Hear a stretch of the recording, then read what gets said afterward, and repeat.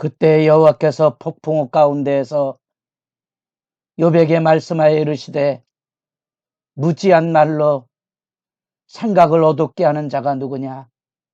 너는 대장부처럼 허리를 묶고 내가 네게 묻는 것을 대답할지니라. 새벽을 깨우는 거룩한 기도자 여러분, 영광의 임재의 하나님 앞에, 그 말씀하시는 영광의 하나님 앞에 압도적인 경의로 무릎 꿇음이 이처럼의 예배와 기도와 때로는 일상 곳곳에서 비춰주는 그 은혜가 풍성하기를 소망합니다. 오늘 우리가 읽어갈 하나님의 말씀은 욥기 38장 1절에서 18절까지의 말씀으로서 드디어 욥의 절규에 대한 중재의 단락, 욥이 하나님 앞에 울부짖었던 독백과 탄원, 뜬금없는 사람 엘리후를 통하여 우리는 침묵과 경청의 지혜를 배우고 바로 그때에 하나님께서 욥에게 폭풍우 가운데 나타나셨다는 겁니다. 하나님의 임재의 압도죠.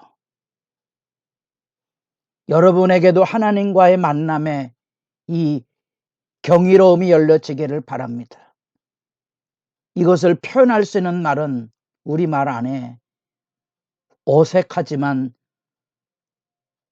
경이로움, 존엄, 거룩함, 그것을 함축하는 의미로서 우리는 이 서브라임으로 표현되는 숭고한 아름다움, 그 표현을 가지고 38장 39장의 첫 번째 하나님의 언설, 하나님의 말씀 앞에 우리가 지금 서 있습니다. 천지를 지으신 하나님께서 이 땅의 사람 욥에게 찾아오셔서 친히 마주 대하여 말씀하시는 영광의 장면을 여러분도 지금까지 욥기를 읽어오며 부단한 회의와 갈등과 아픔과 넋두리, 어쩌면 우리들이 살아가면서 우리들이 교회를 섬기면서 끊임없이 부딪히는 이 논쟁과 허무와 악의 쏟아짐, 그 억울함과 비난과 욕설과 심지어 돌팔마라도 짊어지고 가야 하는 삶의 자리. 여러분들 부부 생활은 평탄하셨습니까? 여러분들의 교회 생활은 아름다우셨습니까? 욥의 지혜를 통하여 이 하나님을 만나는 지혜가 없었다면 여러분 마음의 곳곳에 얼룩얼룩 죄악의 상처와 억울함과 어쩌면 한이 맺혀 있을 수도 있겠다 싶은 거지요. 이 하나님의 위대하심 앞에 엎드려진 경험이 없는 사람들이 너무 교회당에서 망둥이 뛰시 뛴다는 것과 강대상에서 의를 외치는 수많은 아픔을 되새겨 봅니다. 여러분들에게 폭풍 가운데 숨막히는 하나님의 영광의 임재가 있었습니까?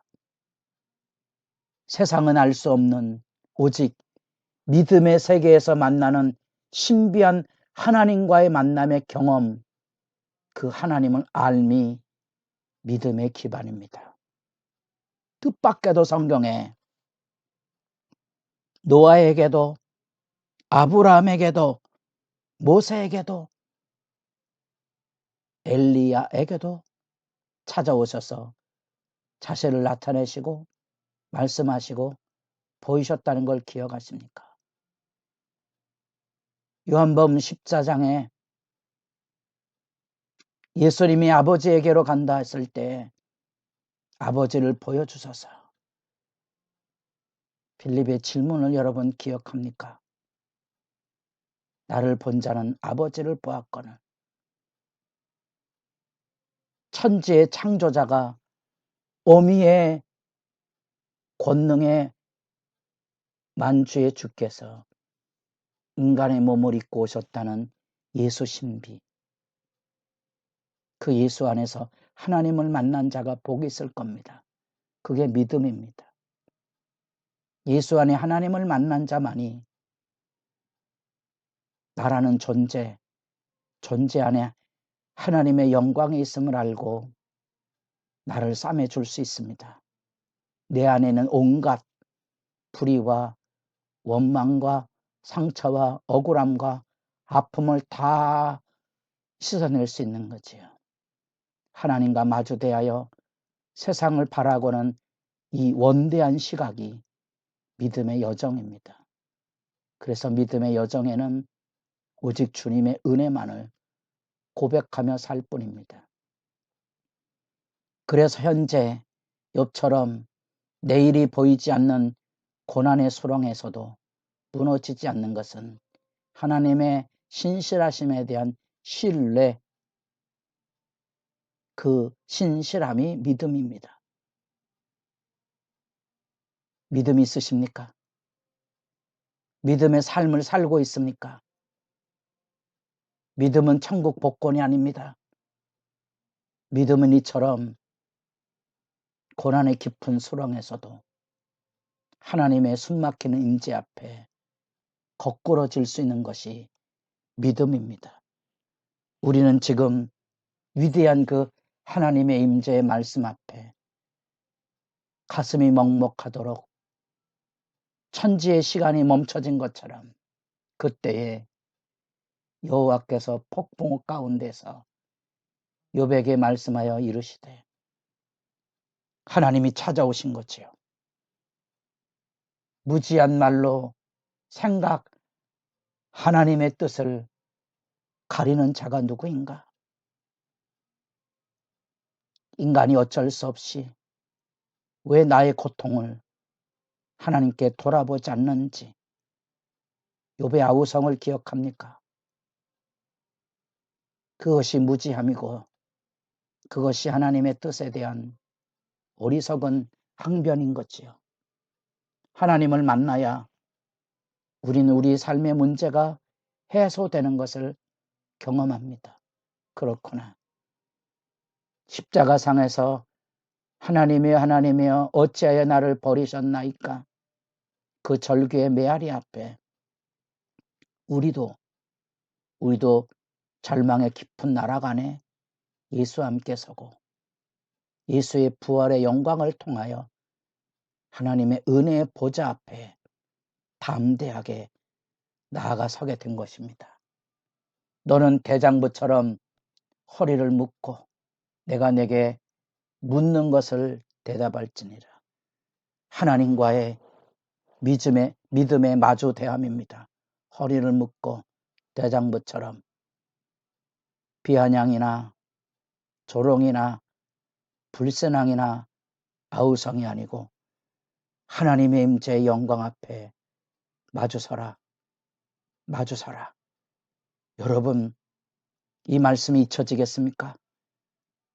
욥기의 말씀을 새벽마다 읽어온다는 것이 쉽지 않은 여정이었지만 여기 하나님과 마주서는 영광의 임재 앞에 여러분의 삶 안에 생수의 샘이 터지는 것처럼 은혜의 강수가 흘러넘치기를 바라고 세상의 현실에 어둠에 매였던 이 마음의 한 원망, 모순, 부조리가 단번에 하나님의 은혜의 강수에 씻겨 내려가는 정결함이 새로워서 하늘 이 끝에서 저 끝으로 퍼지는 하늘 찬양의 주의 인자하심의 노래가 여러분의 새벽이 되기를 바랍니다. 그 내용의 주제는 천지 창조의 그 거대한 하나님의 신비한 세상을 창조해 가시는 그 빚어가심과 그것을 다 하늘의 별과 달들, 바다와 구름과 폭우와 새벽을 때를 따라 적절하게 움직여 가시는 장엄한 창조의 질서와 운행을 하나님께서 욥에게 묻고 있는 거지요. 어찌 보면 뜬금없는 질문처럼 보여지지만 그것은 욥이 울부짖었던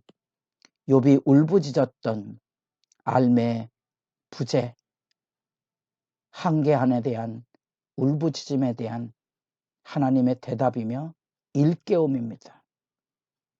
욥이 하나님께서 왜 나를 베었던 욥기 3장의 그날의 새벽이 통통했던가, 나를 잉태했던 그 밤이, 나를 잉태했던 그 모태의 문을 하나님이 닫으셨다면 그것의 탄식에 대한 대답이죠.